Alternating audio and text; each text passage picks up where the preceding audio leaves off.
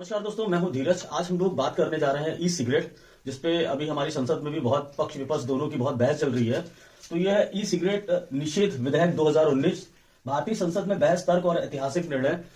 E cigarette पे ऐसा क्यों हो रहा है वो भी मैं आपको क्लियर करता हूं, क्योंकि आजकल युवाओं में बहुत चलन है थोड़ा कूल दिखने के लिए एक इलेक्ट्रॉनिक सिगरेट का इस्तेमाल किया जाता है, जो कि केमिकल के से बनी होती है और उसमें निकोटीन का थोड़ा सा असर रहता है। वो सारी चीजें हम समझेंगे इस वीडियो में, और वो क्या युवाओं के लिए कितना नुकसानदायक है इसको भी समझेंगे। विधेयक का परिचय। तो देखिए, ई सिगरेट क्या है पहले हम इसको समझते हैं। इलेक्ट्रॉनिक निकोटीन डिलीवरी सिस्टम इंस बैटरी से चलने वाले इन निकोटीन युक्त द्रव को गैस में गर्म करके भाप में बनाते हैं, जो कि थोड़ा सा धुआं लगता है और लगता है कि अब सिगरेट की तरह निकोटीन युक्त होता है, तो ऐसे ही एहसास भी हमको होता है।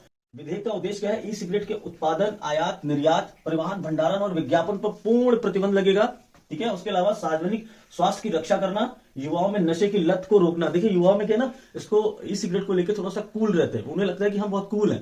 कहीं पे भी बस बैटरी चल रहा है तो उसको ऑन किया, खींचना शुरू किया, धुआं, तो उसमें किसी माचिस लाइटर किसी की जरूरत नहीं है और न ही इतनी महक की जरूरत है।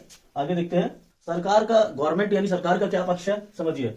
अनुच्छेद 47 आर्टिकल 47 संविधान के अनुसार सार्वजनिक स्वास्थ्य में सुधार करना राज्य का प्राथमिक कर्तव्य है। सरकार ने इसे नशीले पदार्थों की श्रेणी की दिशा में एक बढ़ता कदम रखा है कि हम कहीं ना कहीं इसको बंद करेंगे तो युवाओं को इसकी लत न पड़े, इसके लिए एक अच्छी चीज है। युवाओं की सुरक्षा क्या? तत्कालीन स्वास्थ्य मंत्री डॉक्टर हर्षवर्धन ने तर्क दिया कि ई सिगरेट कूल दिखने के कारण युवाओं को आकर्षित कर रही है और यह तंबाकू का प्रयोग।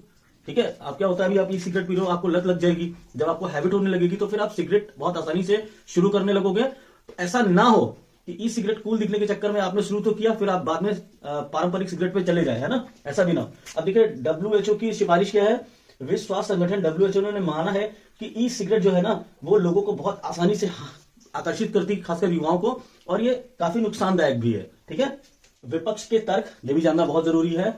अगर सरकार स्वास्थ्य को लेकर इतनी चिंतित है तो वह पारंपरिक सिगरेट और बीड़ी पर प्रतिबंध क्यों नहीं लगाती, जो कि ई सिगरेट से कहीं अधिक खतरनाक है? बिल्कुल सही बात है।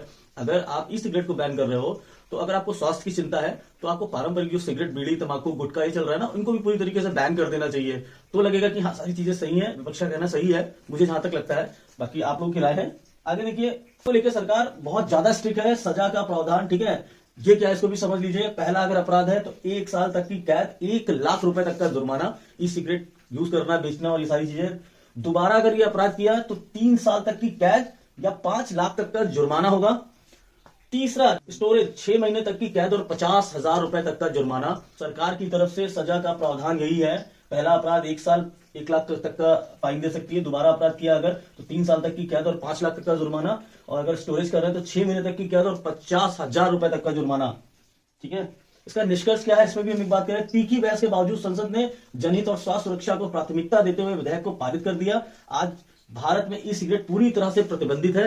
अब आप नहीं इसका कोई यूज कर सकते हो, नहीं घर में, ना घर के बाहर, ना किसी भी जगह पे नहीं, और इसको बेच भी नहीं सकते। अगर आप ऐसा करते पकड़े जाते हैं तो आप इसको जरूर एक बार ध्यान रखें। तो आपसे अनुरोध है, अगर आप इसको यूज करते हैं या आपके पास है तो तुरंत इसको फेंक दें या नष्ट कर दें। दोस्तों, आशा करता हूं कि आपको ये वीडियो अच्छा लगा हो। अगर आपको ये वीडियो अच्छा लगा हो तो लाइक करिएगा। इससे रिलेटेड अगर आपको कोई भी सवाल हो तो कमेंट्स बॉक्स में बोलिएगा, मैं उसका जवाब दूंगा आपको। मिलते हैं किसी और वीडियो में, तब तक के लिए नमस्कार।